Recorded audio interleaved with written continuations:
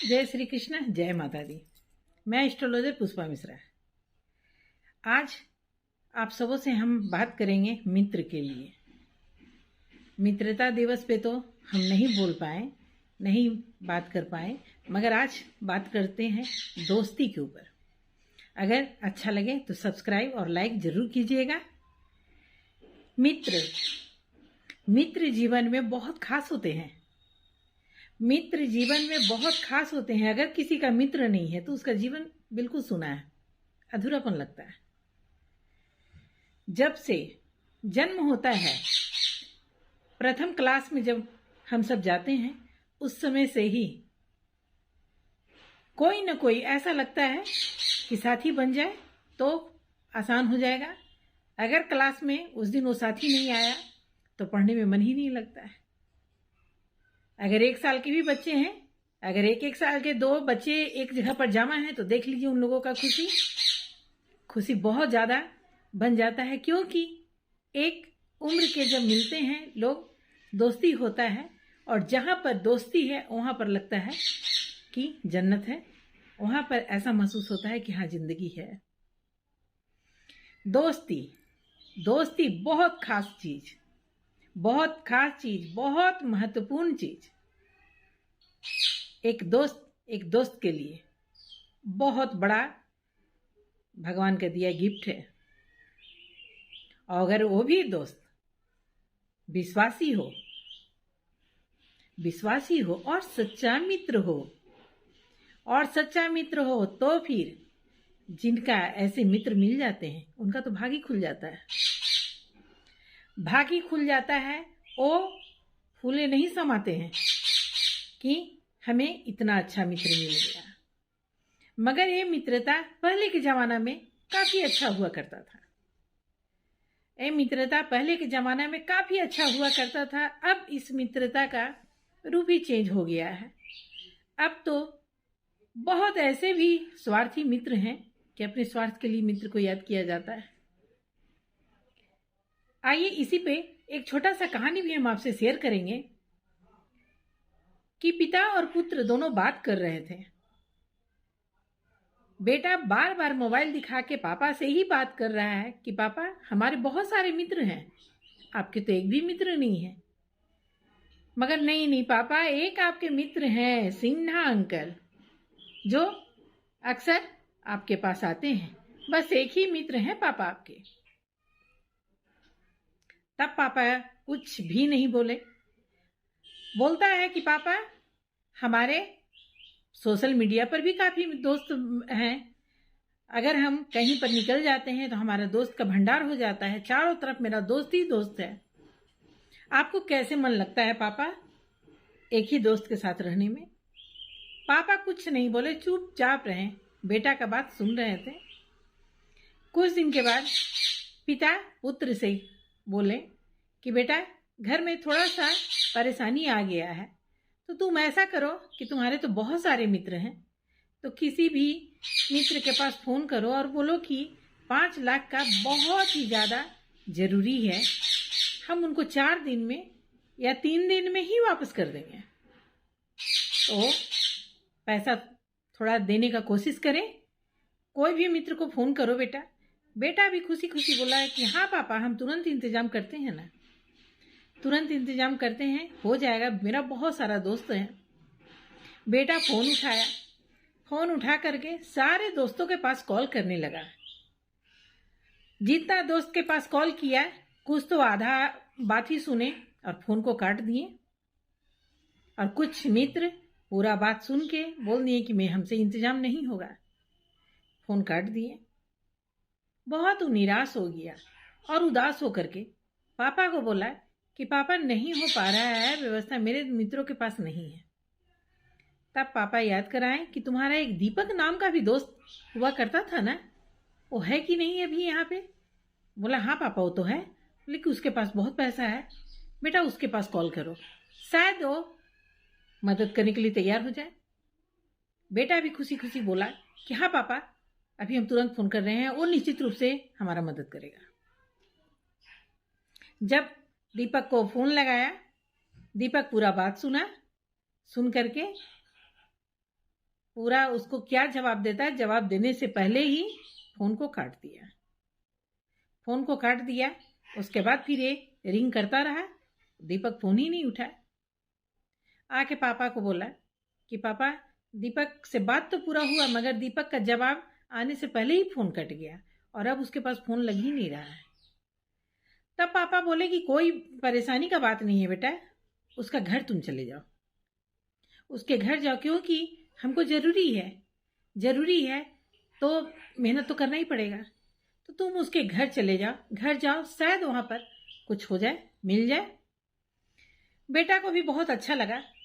वो बोला कि हाँ पापा, हम अभी तुरंत जाते हैं उसके पास जाते हैं और निश्चित रूप से हमारा मदद करेगा ही करेगा। जब वो उसके घर पहुंचा, गेट पर ठकठकाहट दिया ही कि दीपक अगर हो तो दरवाजा खोलो। अंदर से दीपक का आवाज आता है कि मम्मी जो लड़का आया है उसको बोल दो कि दीपक घर में नहीं है, सब पैसा मांग रहा है, पैसा उसा हम नहीं देंगे, उसको बोल दो, बोल के चला दो मम्मी कि दीपक घर में नहीं है। बाहर आवाज आ गया, ये सुन लिया, इसको बहुत खराब लगा। ये घर गया और पापा को बोला कि पापा ऐसा ऐसा दीपक बोला। पापा बोले कि अब छोड़ दो, इतना सारा दोस्त है तुम्हारा मगर कोई भी तुम्हारा मदद नहीं किया बेटा, अब क्या करें। मेरा एक ही दोस्त है जो सिन्हा है, अब उसी के पास फोन लगाते हैं कि वो क्या कहता है, पता नहीं वो भी मदद करता है या नहीं करता है। पापा तुरंत अपने मित्र के पास कॉल लगाएं कि भाई अभी हम तुम्हारे दरवाजे पे आए हुए हैं, रात का 10:30 बज रहा है, तो गेट तो खोलो। थोड़ा सा मित्र को गेट खोलने में देर हुआ, सिन्हा जी को थोड़ा सा देर हुआ गेट खोलने में, मगर जब वो गेट खोले तो एक हाथ में नोट का भरा हुआ थैली था और दूसरे हाथ में तलवार था। वो गेट खोले, किसी तरह से एक ही हाथ में दोनों चीज पकड़ के बहुत डगमगाते हुए वो गेट खोले तो ये पिता और पुत्र दोनों उनको देख करके एकदम हक्का बक्का ही रह गए। तो पिता बोले कि तुम इस पोजीशन में गेट खोले हो, ऐसे क्यों? तब सिन्हा जी बोले कि इतना रात में 10:30 से 11 बज रहा है और इस समय हमारा दोस्त मेरे दरवाजे पे आया है, तो निश्चित रूप से उसको बहुत ज्यादा मेरा जरूरी है और सबसे ज्यादा जरूरी पैसा का होता है।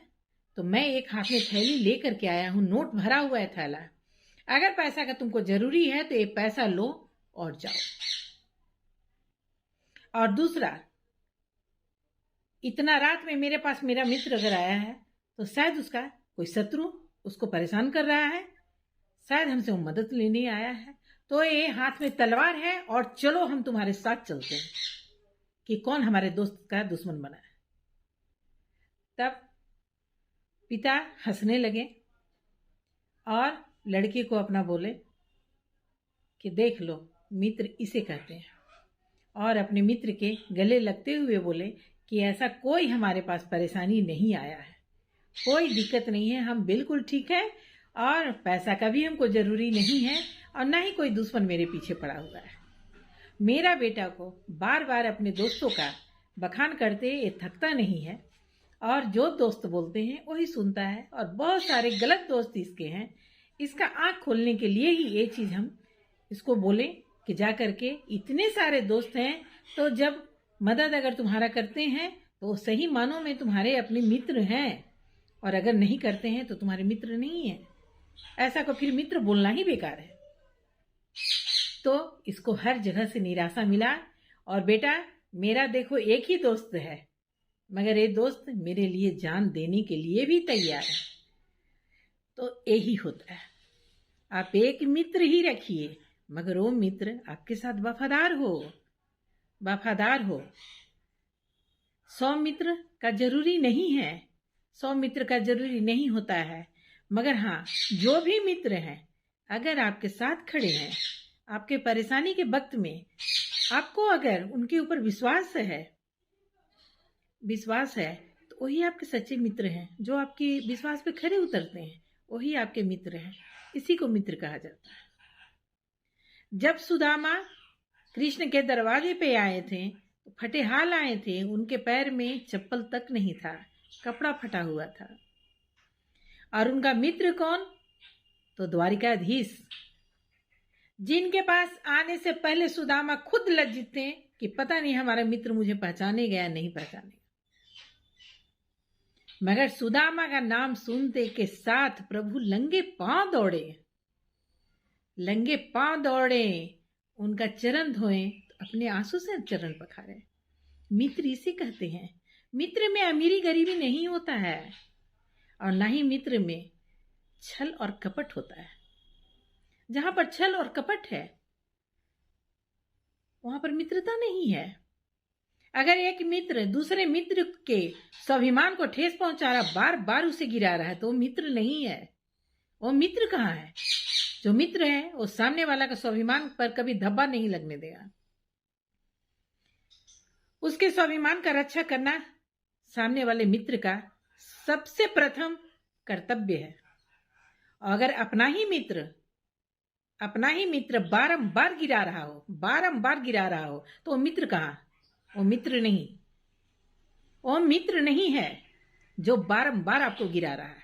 उसे मित्र कहना ही गलत होगा।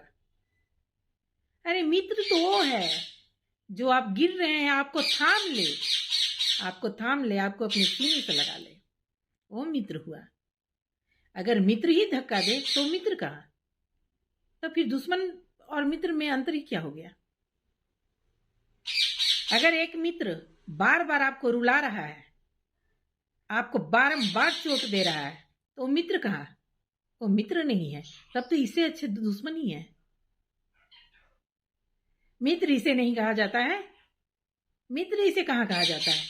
जो आपको दर्द दे, आपको तकलीफ दे, वो मित्र कहाँ हुआ?